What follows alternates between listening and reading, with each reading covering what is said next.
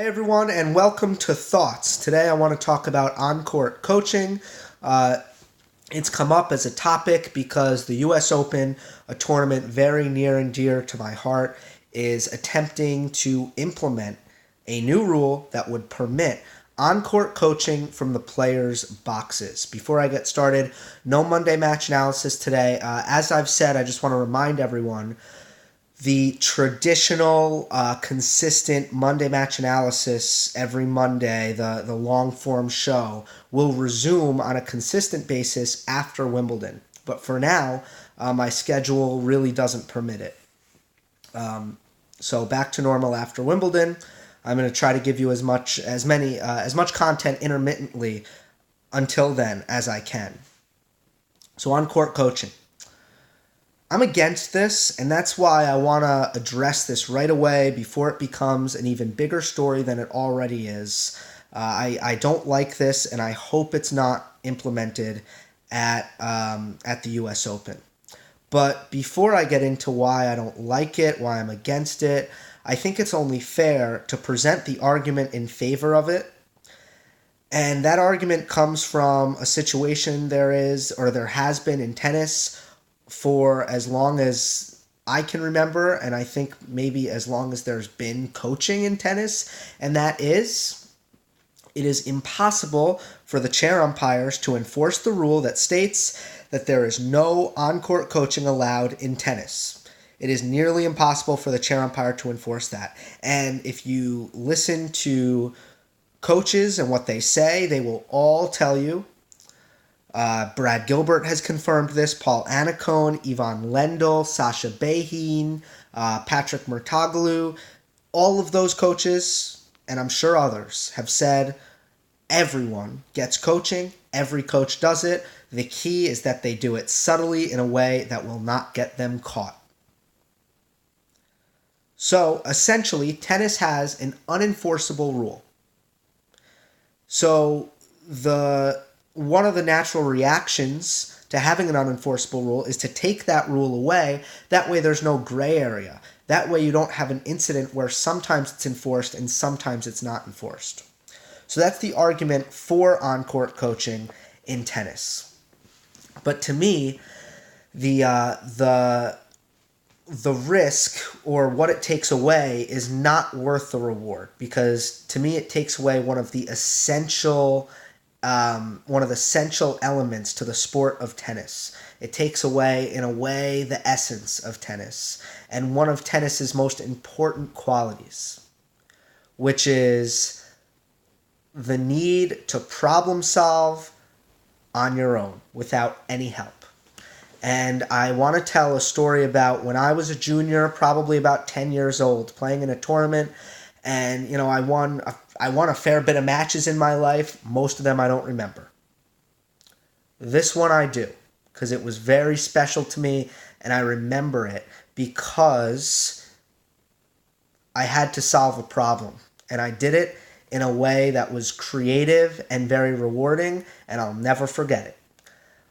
My stomach hurt during the first set to the point where I could barely move. I mean, my stomach was killing me. I wasn't jumping around in between points. My stomach was debilitating. So I lost the first set really badly, and at every changeover, I was drinking water as normal, but I just felt like the liquid was just sitting in my stomach, and I was dealing with this pain. So I decided I have to try something. I stopped drinking water.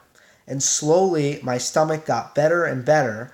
I did not drink a sip of water or Gatorade or anything after the first set. My stomach got better. I won the match. And I told my dad and my coach afterwards, I told them what happened. I said, I stopped drinking and it fixed it. Now, that wasn't about, something tactical. It was more physical, but anything like that, all problem solving that is done in tennis, it must be done. It must be up to the player.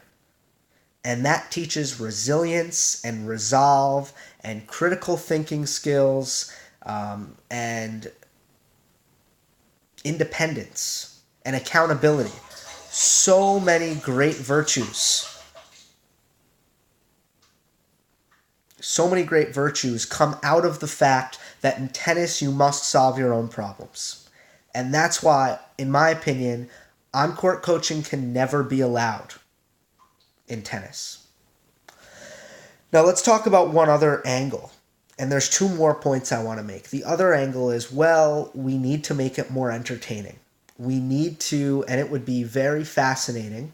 This is an angle that Andy Roddick took. He said that Roddick said, I don't know that I would vote for on-court coaching, but if it was implemented, I'd be excited to see it, and it would be very entertaining. That's true. The dynamic between coach and player, as long as it can be understood, and of course in the WTA you have coaching at non-slams, you have coaching during changeovers between sets. A lot of the time, if it's not in your native language, you can't even understand what they're saying. But oftentimes, when you can understand what they're saying, it's riveting. It's highly entertaining stuff. So would the game benefit if the coaches were mic'd up in the boxes and you could hear their interactions? Well, yeah, that would be kind of insightful. How about this? I have a better idea. In hockey, the coaches, or in baseball oftentimes, the deal is the coaches get interviewed between an inning.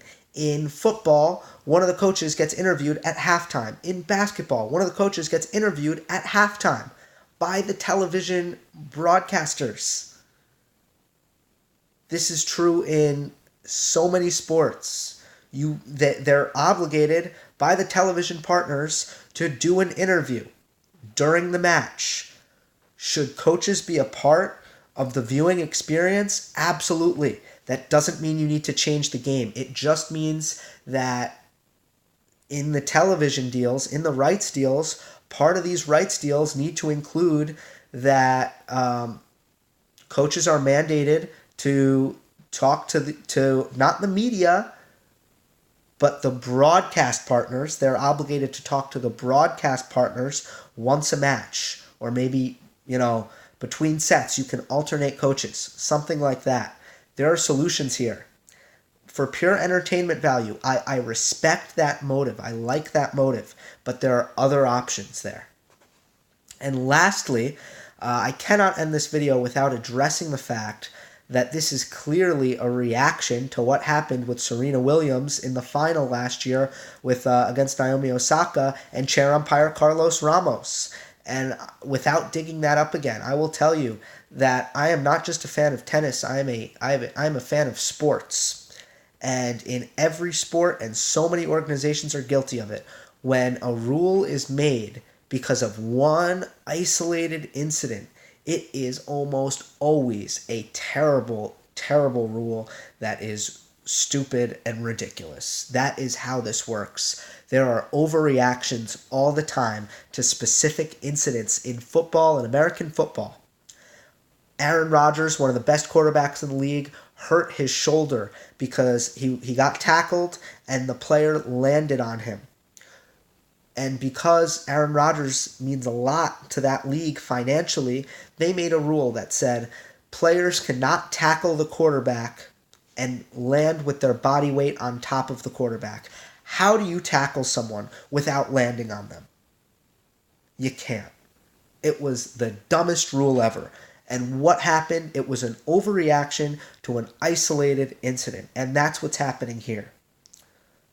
So I have no power, but I hope I have done my part in denouncing on-court coaching in tennis. Hope you enjoyed. Don't forget to subscribe. I'll see you next time.